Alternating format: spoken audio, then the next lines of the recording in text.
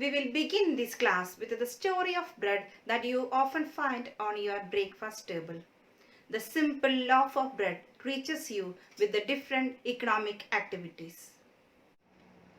The story of loaf of bread begins with the farmer growing wheat in his field. The wheat produced by the farmer is processed into flour at the flour mill. The flour is baked into bread in a bread factory. The bread is transported to shops in different parts of the city and reaches your neighborhood shops from where you can buy it. All these activities that involved in production and distribution of goods and services are examples of economic activities. These economic activities are classified into three different sectors called primary sector, secondary sector and tertiary sector. So these are the divisions of sectors of the economy. We begin by looking at different kind of economic activities. There are many activities that are undertaken directly by using natural resources. For example, the cultivation of cotton. It takes place within a crop season. For the growth of the cotton plant, we depend mainly on natural factors like rainfall, sunshine and climate.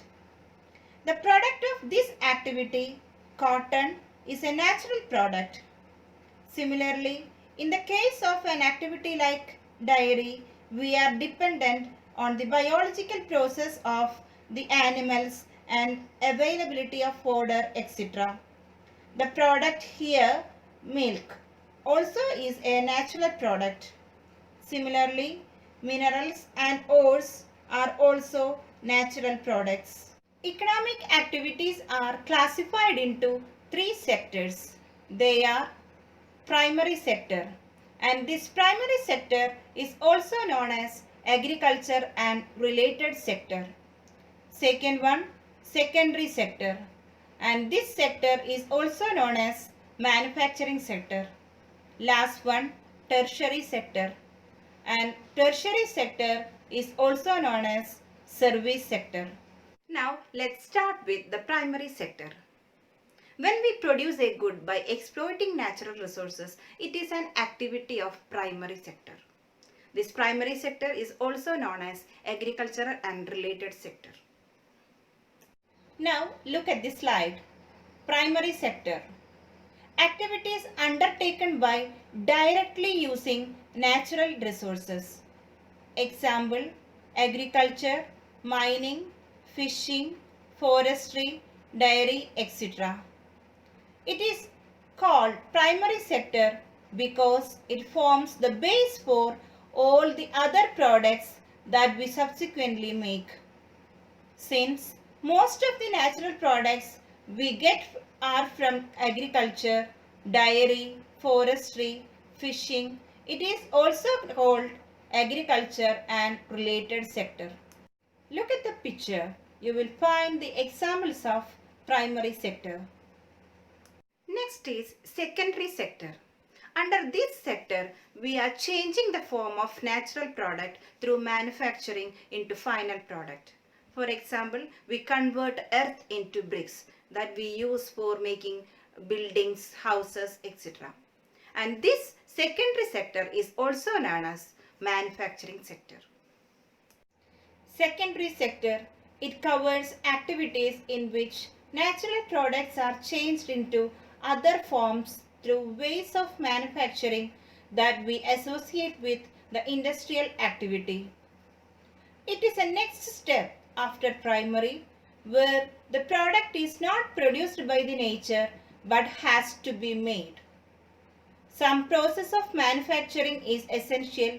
It could be in a factory, a workshop or at home. Examples: using cotton fiber from plant, we spin, yarn and weave cloth.